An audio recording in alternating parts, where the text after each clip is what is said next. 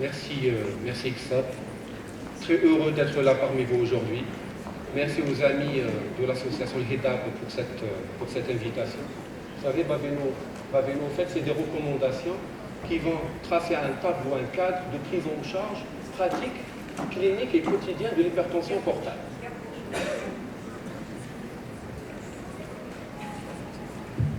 Donc je disais que Baveno 7, c'est des recommandations qui vont tracer un tableau clinique, pratique, clinique quotidien, de la pratique quotidienne de la prise en charge de l'hypertension portable. On est déjà à Baveno 7 et à Sétif 1, donc longue vie aux journées d'Ostef. Baveno, c'est en fait, pour la note, pour l'histoire, c'est une ville au nord de l'Italie et c'est grâce à l'engagement de ce monsieur, Roberto De Francis, qu'on a une conférence depuis 30 ans pratiquement maintenant. Chaque 5 ans, il y a de nouvelles recommandations qui apparaissent et on est à la 7e version des recommandations. Voilà les 3 points que je vais essayer de détailler. Je ne pourrai pas résumer l'ensemble de Baveno, c'est trop long, mais c'est les 3 points principaux sur lesquels je vais travailler. Alors, vous avez sans doute entendu parler, et ça a été annoncé par ma collègue le docteur Bissab, avec les recommandations de Baveno, déjà depuis Baveno 6, on ne parle plus de cirrhose, mais on parle d'hépatopathie chronique avancée compensée. Au fait, c'est un terme qui va définir un groupe de patients qui sont susceptibles, qui sont à haut risque de développer des complications liées à l'hypertension portale significatives et d'avoir également un haut risque de décès lié à une cause hépatique. C'est bien beau de dire tout ça, mais comment allons définir cette notion d'hépatopathie chronique avancée compensée? Au fait, là, je vais contredire un petit peu ma collègue, le docteur Bessab. On va citer des méthodes d'élastographie. Et là, sur Baveno 7, toutes les méthodes d'élastographie sont retenues pour le diagnostic, je vais parler d'HCAC pour faire court, sont retenues pour diagnostiquer la HCAC. Il n'y a pas que le fibroscan qui est retenu. Avec une note plus pratique et plus facile à expliquer, à retenir. Au fait, quand on a un examen avec une élasticité qui est inférieure à 10 kPa, là on est tranquille, sévère, on peut exclure complètement. Et je vous invite à voir sur les écrans qui sont sur le côté, les couleurs apparaissent. Alors, quand on a une élasticité inférieure à 10 kPa, on peut exclure complètement le diagnostic d'une HCAC, on est tranquille, et c'est des patients qui ont un faible risque de développer des complications. Ce risque est estimé à moins de 1% à 3 ans. Donc, c'est des patients qui sont tranquilles. Par contre, quand on a une élasticité qui est au-delà de 15 kPa, là, le diagnostic de l'HCAC est formellement retenu. Et comme à chaque fois qu'on travaille avec des méthodes d'évaluation non invasive de la fibrose, on ne sait pas qu'est-ce qu'il y a au milieu, entre ces deux chiffres. Donc, entre 10 et 15, il y a tout de même 5 kPa, donc on ne sait pas ce qui se passe à ce niveau-là. C'est une zone grise et on n'est pas tranquille, donc l'HCAC est suspecté. Et dans ces deux groupes de patients, c'est-à-dire quand on dépasse les 10 kPa, on est obligé d'orienter le patient vers un médecin spécialiste. Et comme toutes les méthodes non invasives, on doit répéter les examens puisqu'on peut avoir des faux positifs comme on peut avoir des faux négatifs. Donc on est obligé de répéter les examens.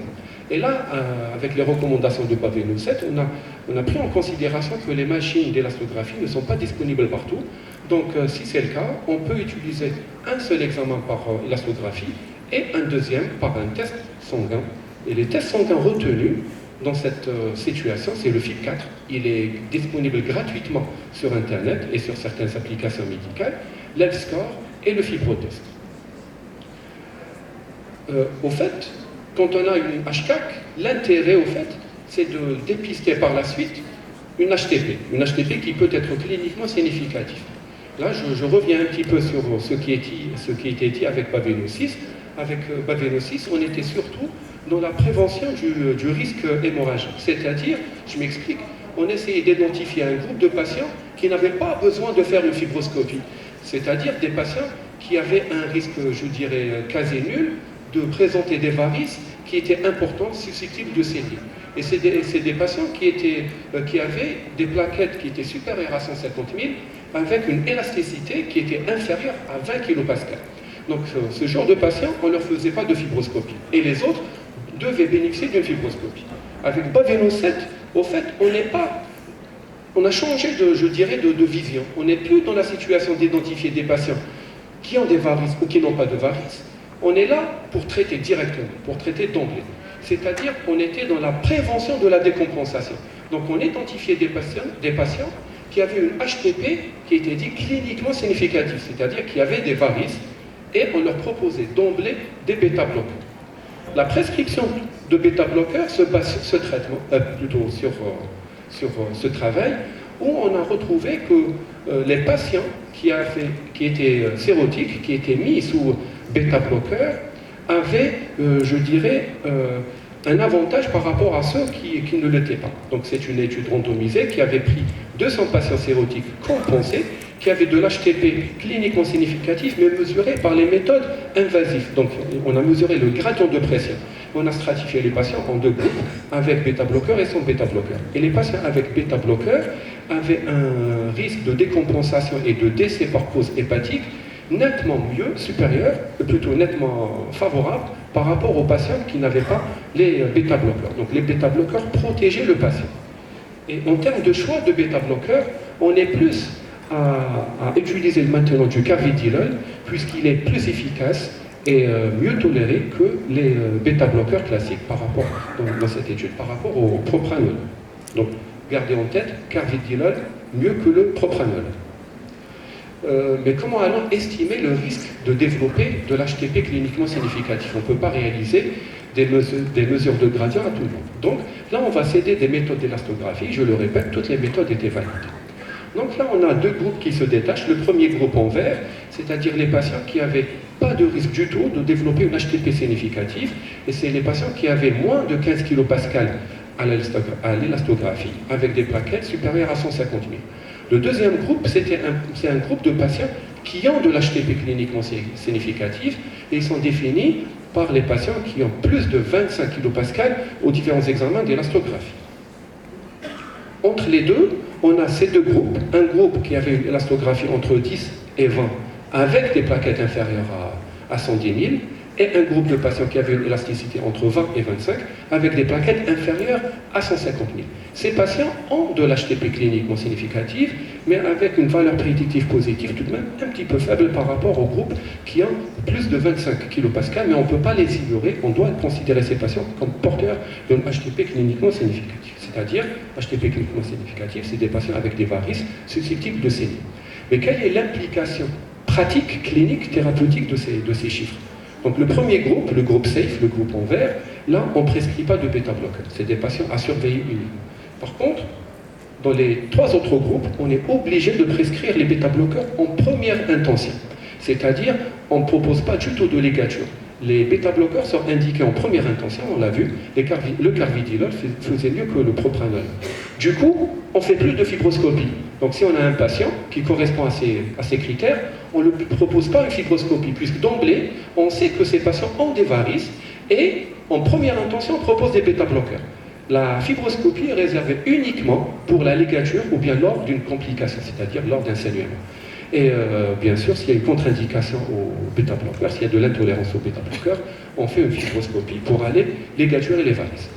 On sait tous qu'en ligature les varices à partir du deuxième grade, à partir des varices de grade 2, peut-être que je vais secouer un petit peu la salle, mais sur Baveno 7, il est même recommandé de ligaturer les varices de grade 1 qui ont des signes rouges, ou bien les varices de grade 1 chez les patients qui sont avec un child C. Ces critères, par contre, sont applicables uniquement pour les cirrhoses OH, VHP, VHC, et pour les cirrhoses NASH non obèses. Donc, par exemple, une HAI ou CPP, on doit tout de même faire une fibroscopie, ça ne correspond pas du tout, elle n'est pas prise en charge dans ces critères. On a vu une situation où le patient était naïf, mais des fois, on a des patients qui ont une H4, une HTP clinique, plutôt pardon, une hépatopathie chronique avancée compensée, mais qui n'ont pas d'HTP cliniquement significatif, mais qui ont bénéficié d'un traitement étiologique. Et par traitement étiologique, là, on cite surtout le traitement de la cirrhose virale B et le VHC au stade de cirrhose qui est en RVS, c'est-à-dire on a éradiqué le virus sans cofacteur, c'est-à-dire sans comorbidité et surtout sans stéatose, sans NASH.